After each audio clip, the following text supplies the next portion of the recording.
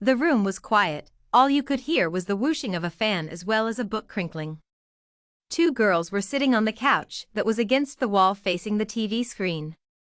One had blonde hair and her friend had black hair.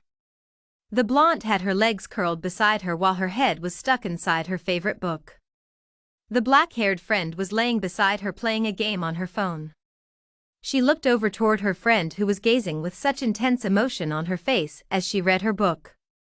She could not understand how she could have the passion she does for reading. She calls out to her friend to get her attention. Ava. Her friend did not hear her. She decides to kick her with one of her legs that was on her friend's lap. Ava glares at her as she rubs her arm that Rose kicked. I was calling your name, you seem to have not heard me, so I decided to kick you to get your attention, Rose told her. Oh sorry, I was caught up in a part in my story. Rose rolls her eyes as she smiles, I can tell. Ava sticks her tongue out at her. Rose just laughs at her. What was so important that you have to kick me to get my attention? Rose looks at Ava with a pout and whines, I am bored, let us do something. Ava turns her body toward Rose with her back touching the arm of the couch, making Rose's legs fall off her lap. Rose sits up to look at Ava better, drawing her legs up to her chest, causing her black, long hair to become a curtain around her. Why not read a book? I have plenty in my room you can choose from. Rose looks at her like she lost her mind. Ava, you have known me for years. Have I ever cared for reading? Ava starts to laugh at that question. Have you tried, and I mean actually tried, not just read one page then gave up on it? Rose starts to explain her reason for that. How could I enjoy something that does not have any pictures or entertainment to me? Ava just looks at her with amusement in her eyes. Sweetie, it is called imagination. You use it to understand what the book is explaining, Ava tells Rose. I still do not care for it. I do not see how you can. Ava has a thoughtful look on her face as she looks at Rose, trying to contemplate how to explain what reading means to her. A book is like a painting, movie, or song. All of it has emotion and explanation that an author is trying to explain to you, to show you what they are seeing in their head and wants you to see it for yourself. Ava notices that she has Rose's attention, so she goes further into her explanation. In a movie, you see the movement, the emotion, as well as the environment those people are in. You see the pain and emotional torment they go through with the loss of a loved one, or the tragic lifestyle they have grown up in. You can see the love and passion a couple has when they hold each other, as they glide across the floor lost in each other's eyes. As Ava explains in detail, Rose leans closer toward her without realizing, because she is enchanted by what her friend is telling her. With a painting, most people just see a splash of color or figures on a board, right?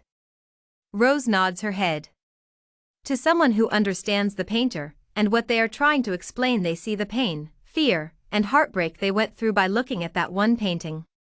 Ava gets up from the couch, walks toward the coffee table on the other side of the room to grab her Bluetooth speaker. After she grabs it, she goes back to the couch to sit next to Rose. Ava grabs her phone from her back pocket of her shorts to plug it up to her speaker. Now when I play this song, I want you to close your eyes and just listen. Notice what you start to feel when you hear it as well as what you start to imagine. Can you do that? Rose nods her head, letting Ava know she can do that. All right, here we go. Ava starts to play the song and Rose closes her eyes. Rose starts to imagine herself dancing with a tall and well-built man who is wearing gray breeches, a waistcoat with a short skirt, and a royal blue coat with curving back fronts from the 1800s. He had sea-green eyes that she could get lost in. Black semi-curly hair she could run her hands through. Rose sees herself in a blood-red corset dress, and her hair curled as it flows down her back. They glide across the floor in a ballroom that has a chandelier hanging from the ceiling. Windows all around the room. Tiles on the floor that is white and gold. The walls a beautiful brown color. People all around them dancing and having the best time. The vision changed to herself on top of a giant oak tree wearing a white sundress, her hair flowing from the breeze, and her feet barefoot. She is looking towards the beautiful sky that is colored in pink, orange, and yellow. You could see nothing for miles but the beautiful sky. The vision changes again to herself being in the rain in the middle of a garden filled with every flower you could imagine. It starts to thunderstorm and pour rain.